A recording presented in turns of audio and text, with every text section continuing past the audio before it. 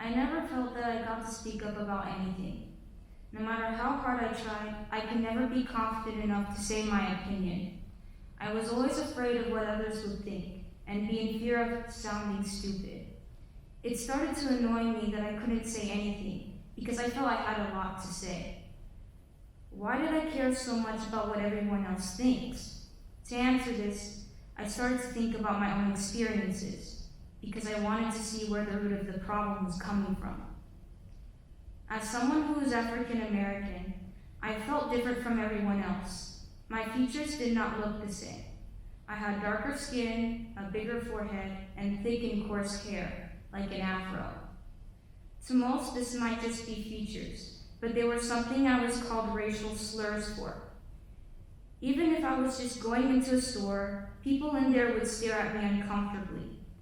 I also looked like the dirty people off the streets, and I wasn't capable of being beautiful according to someone that I was just trying to make friends with.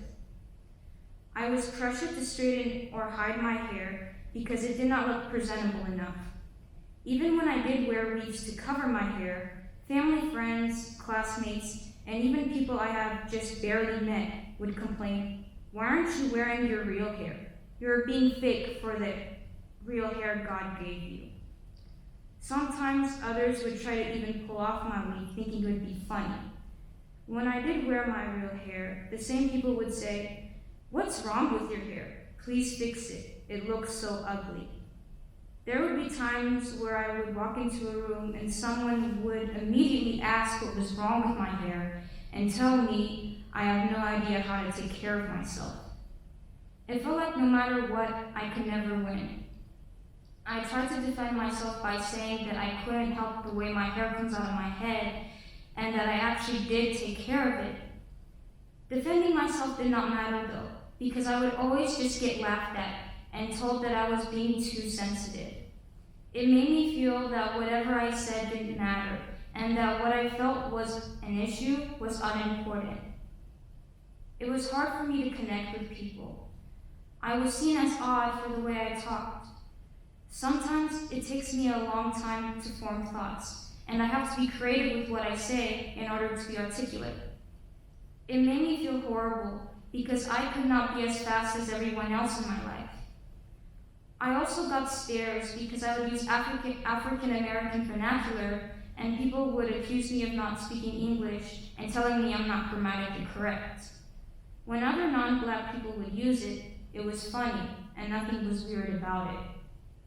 Why was it different when I did the same thing? This question seemed to come up a lot for me because it would happen in different situations. I remember one time when I didn't complete my homework and the teacher yelled at me in front of the entire class.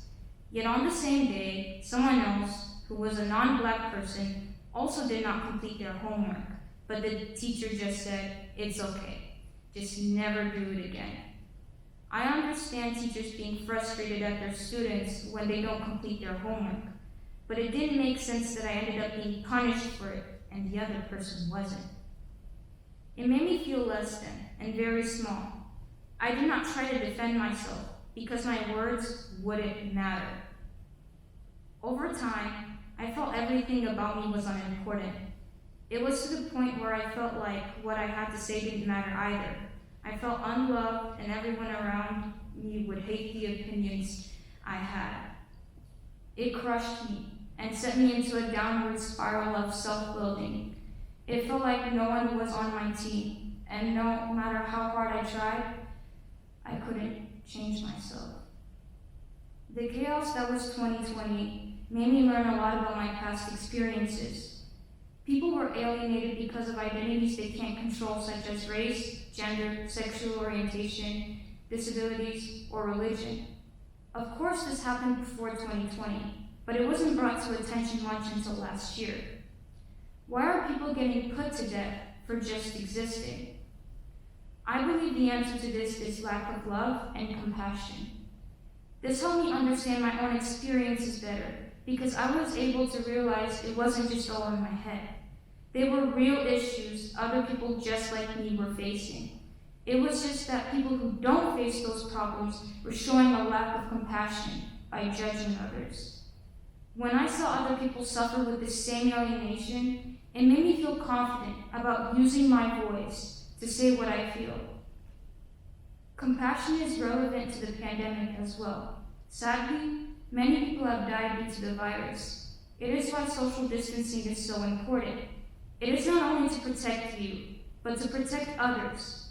For some reason, people fail to realize this. In fact, some would choose to go to a social gathering without a mask over other people's lives. Of course, this leads the virus to spread, and when more people get the virus, more people will die. That is why something as simple as wearing a mask is compassionate. It is protecting other people who are at risk from getting the virus, which saves lives.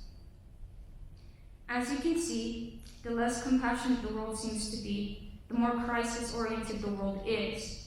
This is something I have always had on my mind the entire time I was in high school. Since I had self-esteem issues, I never had the confidence to say this. I thought what I had to say was irrelevant or unimportant and no one would care. I just thought that this was just all in my head and I was being too sensitive.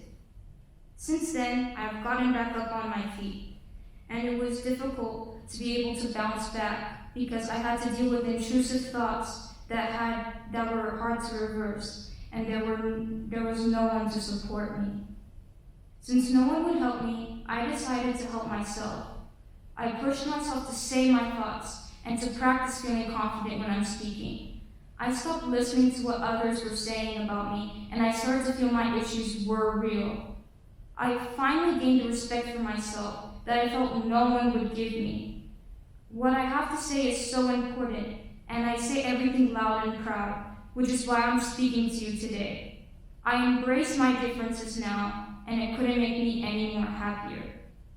If any of you feel different or small, this is confirmation that your feelings are valid. It is not all in your head, and you're not just being too sensitive. If you know someone who is struggling, I encourage you to please help them and give your time to them.